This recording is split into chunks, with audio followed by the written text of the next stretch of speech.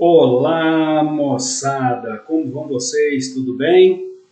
Bom, nossa aula de hoje é um pouquinho diferente.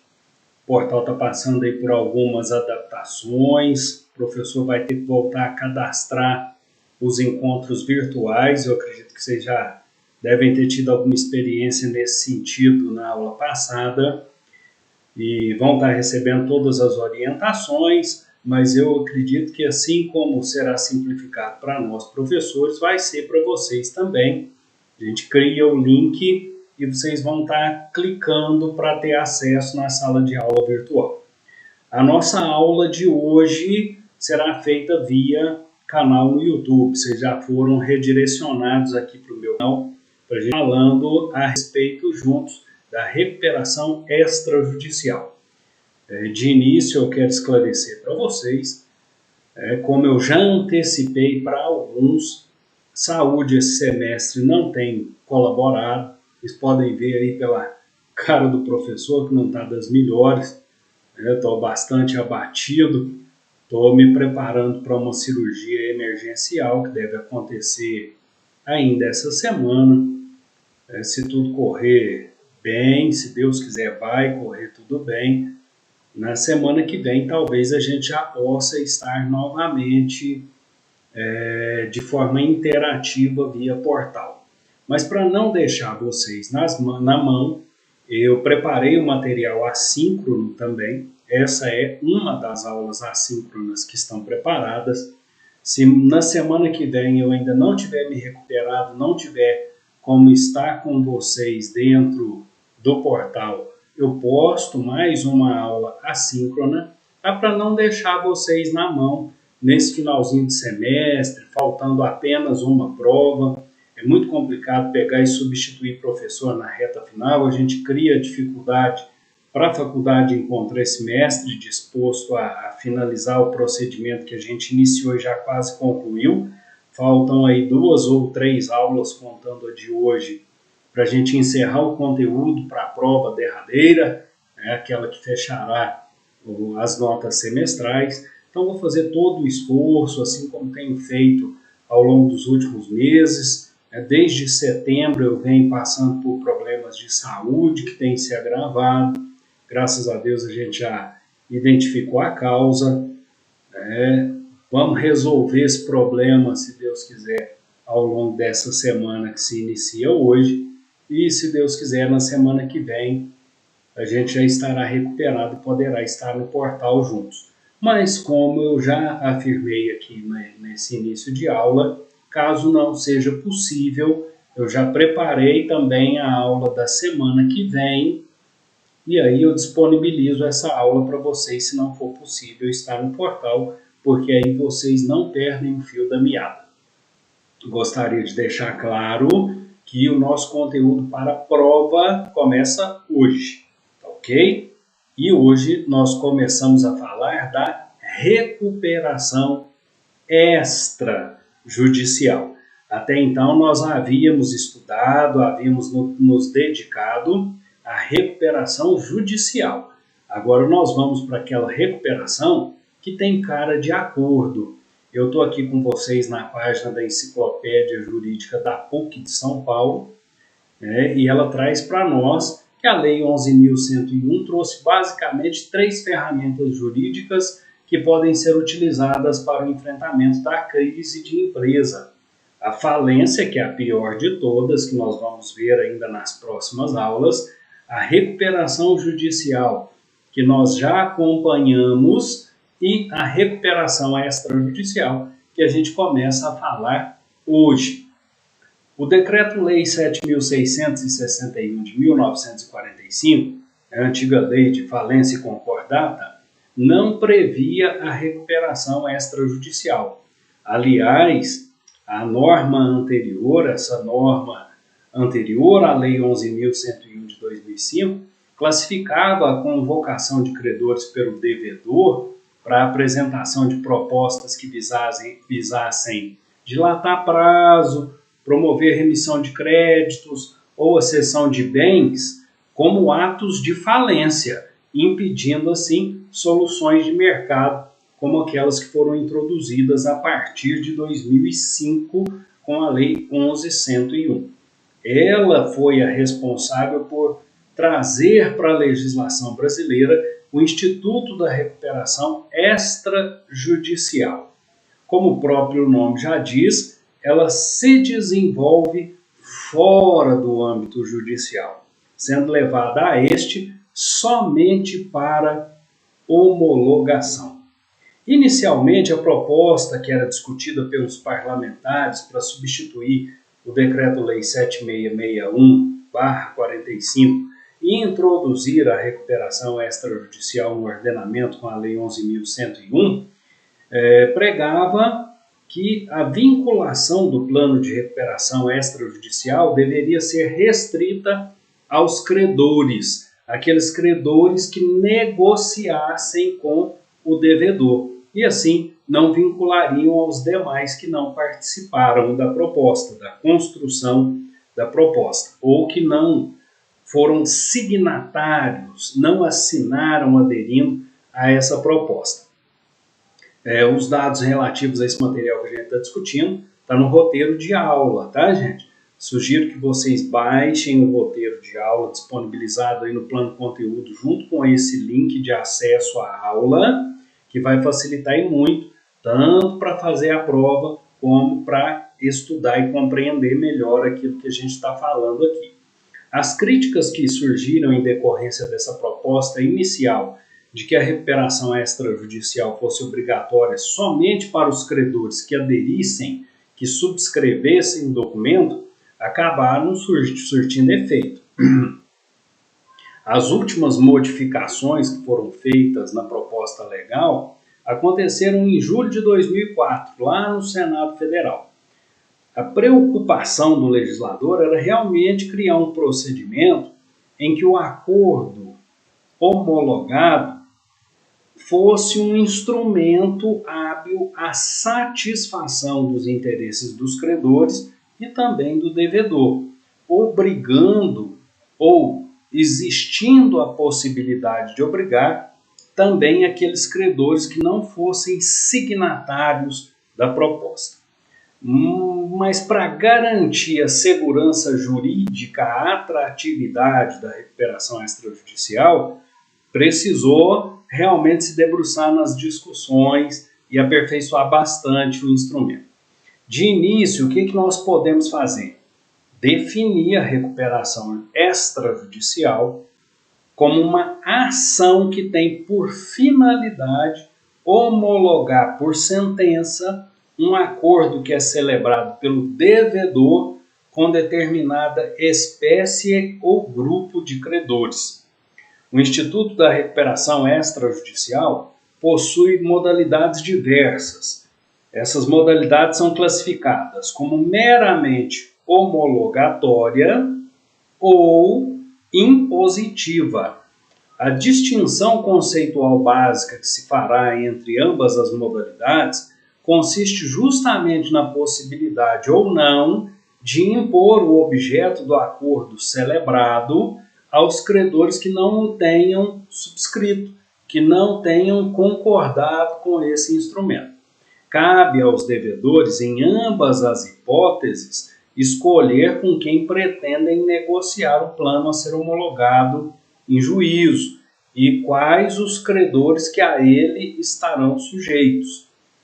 A recuperação meramente homologatória é a possibilidade do devedor levar à homologação judicial um acordo assinado por todos os credores sujeitos ao plano de recuperação extrajudicial e obriga somente as partes signatárias, ou seja, as partes que aderiram ao acordo, as partes que assinaram esse instrumento.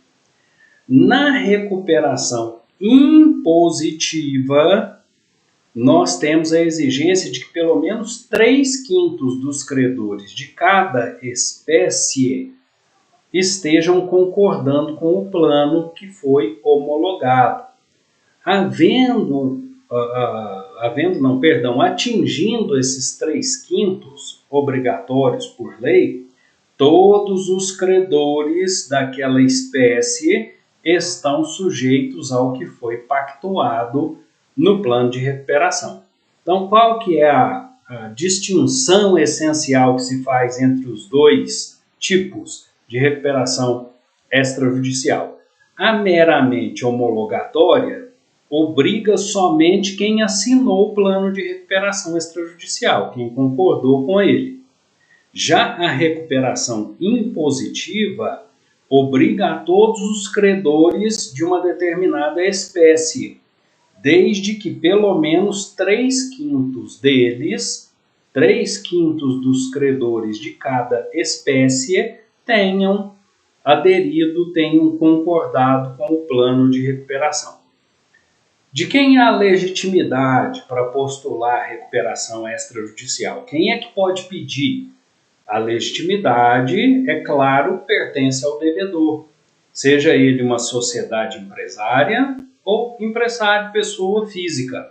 Dada a natureza processual, embora inexista previsão, não há qualquer tipo de obstáculo para o reconhecimento também da legitimidade do cônjuge sobrevivente, herdeiros do devedor, inventariante ou sócio remanescente, exatamente como pode ocorrer na recuperação judicial. Tá? Então, a legitimidade ativa pertence ao devedor, mas é extensiva para o sócio remanescente, o cônjuge sobrevivente, herdeiros do devedor e também para o inventariante. Quais são os requisitos que precisam ser observados para o ajuizamento da recuperação extrajudicial? Bom, o legislador reduziu os requisitos para o ajuizamento dos pedidos, buscando assim aplicar os princípios norteadores do novo sistema falimentar, em especial a manutenção da fonte produtora, do emprego dos trabalhadores e o atendimento ao interesse dos credores. A opção do legislador para eliminar os requisitos que antes eram previstos lá na concordata preventiva baseia-se no fato de que a recuperação extrajudicial somente pode ser pleiteada após o devedor obter a concordância da totalidade dos credores ou pelo menos 3/5 dos credores de cada espécie. Somente assim ela sujeita a todos. Caso contrário, se nós estivermos diante de um quadro homologatório em que não temos a totalidade dos credores e nem temos os 3/5 exigíveis para que ela seja impositiva, nós estamos diante de um instrumento que vai obrigar apenas as partes que o assinaram. O devedor, para ter direito de pleitear a recuperação extrajudicial, tem que cumprir com 3 requisitos essenciais. Ele precisa exercer atividade empresarial e é vedada a utilização do instituto pelo empresário ou sociedade que exerça a atividade apenas de fato, ou seja, precisa estar inscrito nos órgãos regulamentares e comprovar essa inscrição há pelo menos 2 anos. Tá? Então, é exercício da atividade empresarial, provar o exercício regular com a inscrição no órgão, na junta comercial, há pelo menos 2 anos e ter obtido a adesão mínima dos credores por ele escolhidos e sujeitos ao plano de recuperação extrajudicial. Quando o devedor não tiver obtido a concordância de pelo menos 3/5 dos créditos de cada espécie abrangida pelo plano, remanescerá o direito de requerer a recuperação judicial, na qual ele vai negociar com os seus credores e obter a aprovação segundo os critérios estabelecidos na Lei 11.101 para a judicial, que, como nós vimos, é mais complexa. O devedor está impedido de requerer a recuperação extrajudicial caso ele seja falido. E, o sendo, não ainda estejam declaradas extintas as suas responsabilidades decorrentes da situação falimentar. E isso somente ocorre por força de sentença transitada em julgado. Além dos requisitos comuns à recuperação judicial, a recuperação extrajudicial também não é permitida à pessoa condenada por crimes falimentares, assim previstos na legislação, e ter obtido a menos de 2 anos da sentença concessiva recuperação judicial. Então não é uma brincadeira, é um instrumento sério, realmente com a finalidade de dispor meios que permitam ao empresário, ao mesmo tempo em que ele supera a situação de crise, quitar as suas obrigações para com os credores num ambiente negociado, num ambiente de diálogo. A Lei de Falências, em seu artigo 161, veda expressamente a inclusão de determinados créditos no plano de recuperação extrajudicial. A inclusão de qualquer um dos créditos listados no artigo é irregularidade que pode justificar a não homologação do mesmo. Então, é preciso estar bastante atento à disciplina do artigo 161. A modalidade homologatória, meramente homologatória, pressupõe que houve a concordância prévia de todos os credores sujeitos ao plano. Ou seja, alcança aqueles que são signatários. Nesse caso, o devedor pode negociar livremente com os credores que escolher, inexistindo no texto legal qualquer impedimento para que o plano contemple os credores de diversas espécies. No conteúdo, por outro lado, não se pode prever qualquer tratamento desfavorável aos credores que não se sujeitaram ao mesmo. Por quê? Porque essa aqui é a modalidade meramente homologatória. Ela só obriga aqueles que são signatários. Para obrigar a todos, ou seja, para que a recuperação extrajudicial seja considerada da modalidade impositiva, precisa da concordância de pelo menos 3/5 dos titulares de créditos de cada espécie. O plano de recuperação extrajudicial deve prever obrigatoriamente o pagamento da totalidade de credores de uma ou mais das espécies de créditos, que são aqueles créditos com garantia real, com privilégio especial, com privilégio geral, quirografários e subordinados. O plano de recuperação extrajudicial obriga o pagamento de todos os credores da respectiva espécie ou das espécies abrangidas pelo plano existentes até a data de distribuição da recuperação extrajudicial. O plano de recuperação, portanto, é um documento essencial ao pedido inicial da recuperação extrajudicial.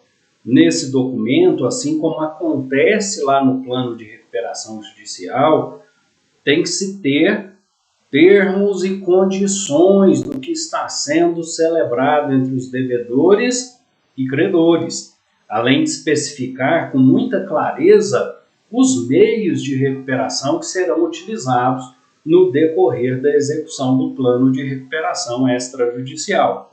Esse plano não pode impor tratamento desfavorável aos credores que a ele não estejam sujeitos, que é o caso da nossa possibilidade de recuperação extrajudicial meramente homologatória. O juiz não deve homologar o plano de recuperação que contemple a previsão da prática de atos de falência, que estão previstos lá no artigo 94, inciso 3 da Lei de Falências, da Lei 11.101. Isso faz com que o plano de recuperação extrajudicial não possa prejudicar credores ou permitir pagamento antecipado de dívida. Olha o antivírus aí dando alarme. Em relação à administração do devedor e a da alienação de bens pertencentes ao devedor, não há fundamento legal nem razão de ordem prática para que se nomeie um administrador judicial, considerando que o devedor mantenha a livre administração dos bens no curso do processo de recuperação extrajudicial.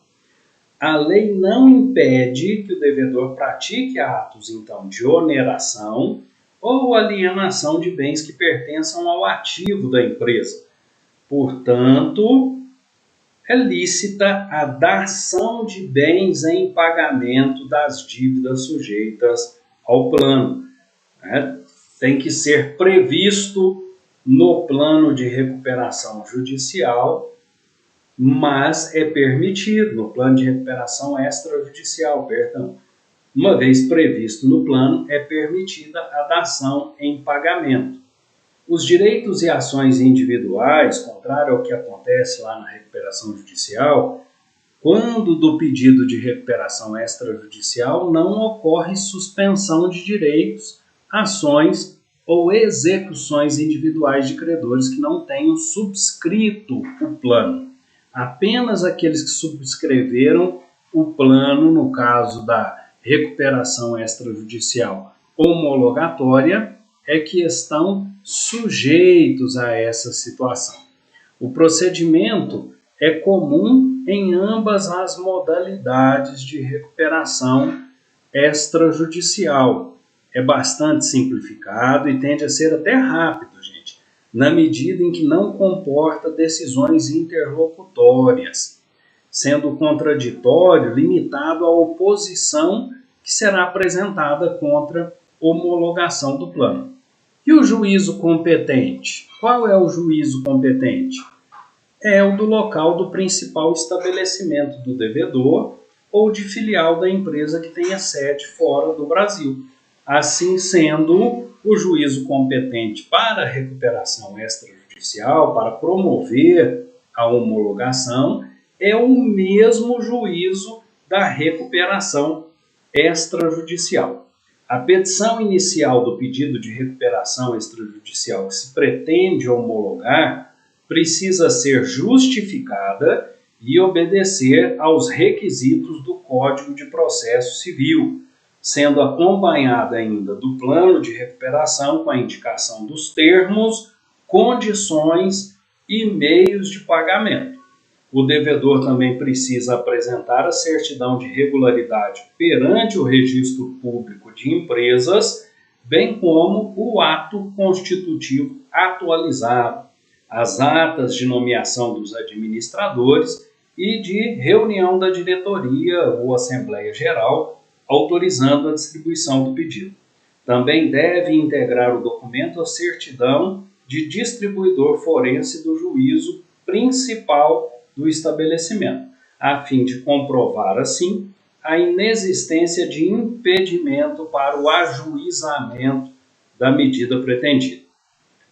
Em relação à convocação dos credores, uma vez distribuído o pedido, o juiz ordena a publicação do edital no órgão oficial e também em jornal de grande circulação nacional ou em jornais que circulem nas localidades da sede e filiais do devedor, seguindo assim o mesmo procedimento da recuperação judicial.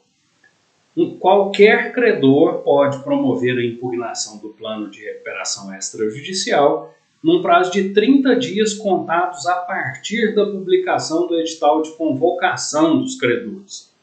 O credor não poderá pleitear em sua impugnação alterações nas condições propostas, uma vez que a matéria a ser discutida na impugnação se restringe apenas a tratamento desfavorável a credores que a ele não estejam sujeitos, pagamento antecipado de dívidas e não preenchimento do percentual mínimo de 3/5 para cada espécie ou grupo de credores previstos para a modalidade impositiva, que é aquela que obriga a todos. O Ministério Público, nesse caso, não deve ser intimado a se manifestar sobre o pedido de homologação do plano, salvo se acontecerem indícios de violação de algum dispositivo legal. Medida prevê, assim, um ritual mais célere. O devedor terá o prazo de 5 dias para se manifestar a respeito de eventuais impugnações. Em igual prazo, o juiz deverá proferir a sentença. Lembrando que o juiz não deve homologar o plano de recuperação extrajudicial se entender procedentes os fundamentos de uma ou mais impugnações.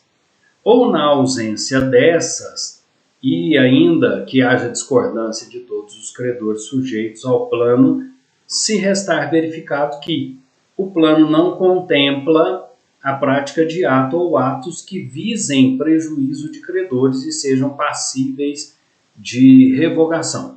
Isso conforme previsto lá no artigo 130 da Lei de Falências. Na hipótese do plano não ser homologado, lembrando que preenchidos os requisitos, gente, não havendo indícios de ilicitude e não sendo recepcionadas as impugnações, uma vez presentes esses requisitos, o plano é homologado. Mas se, porventura, identificar-se qualquer dos fatores impeditivos e o plano for declinado, o juiz não homologar o plano proposto pelo devedor, o devedor pode propor uma nova recuperação extrajudicial. Ou seja, a ausência de homologação do pedido inicial não gera impossibilidade de uma nova proposta de recuperação extrajudicial, desde que sanado o vício apontado naquela que não foi homologada. Também é permitido ao devedor que tem um plano de recuperação extrajudicial indeferido, ou não homologado, por assim dizer, entrar com a recuperação judicial. Contra a sentença que homologa ou que denega, que nega a homologação do plano de recuperação extrajudicial, o recurso cabível é o de apelação. Conforme vocês puderam acompanhar aí na nossa exposição, a recuperação extrajudicial é então endereçada a empresas regulares, é um prêmio, é um bônus, assim como acontece com a recuperação judicial. E ela tem por objetivo constituir um título executivo, dando assim mais confiabilidade, gerando segurança jurídica para todos os autores, para todos os atores sociais envolvidos no seu desenvolvimento. Isso é o que nós tínhamos para a aula de hoje. Eu espero que tenha sido tranquilo para todo mundo acompanhar. Façam a leitura do material que eu disponibilizei para vocês nos anexos, no roteiro de aula. E havendo dúvidas em relação ao conteúdo, podem me enviar seus questionamentos pelo e-mail, questionamento pelo WhatsApp. Como eu disse no início da aula, hoje não foi possível estarmos juntos porque eu já iniciei a preparação para a cirurgia, que farei essa semana, mas espero que tudo corra bem, tudo corra com tranquilidade e que na semana que vem a gente possa estar juntos para não criar prejuízo para vocês, principalmente em relação à insegurança com um professor que pode chegar para ministrar somente o finalzinho da matéria e eventuais avaliações que ficam pendentes. Tá? Então, vou fazer todo o esforço para a gente estar junto. Já deixei a aula preparada e gravada para a semana que vem também, caso a gente não possa estar juntos. Mas a expectativa é positiva, eu espero que eu possa estar me recuperando bem dessa cirurgia e logo, logo a gente esteja juntos novamente no portal para finalizar a disciplina, tá ok? Qualquer dúvida, sigo à disposição, é só vocês me chamarem pelo e-mail que eu vou estar respondendo assim que possível. Durante todo o horário de aula podem me chamar pelo WhatsApp que eu terei o maior prazer em responder. No mais, espero que Deus encontre todos vocês muito bem, iluminem a semana e o final de semestre de todos e que logo logo a gente possa passar por esse ano turbulento. Que ano complicado, hein, gente? Mas Deus há de nos permitir superar todos os obstáculos e alcançar o sucesso, que é o que todos nós desejamos para a nossa vida. Grande beijo no coração de todos e até a próxima, se Deus quiser.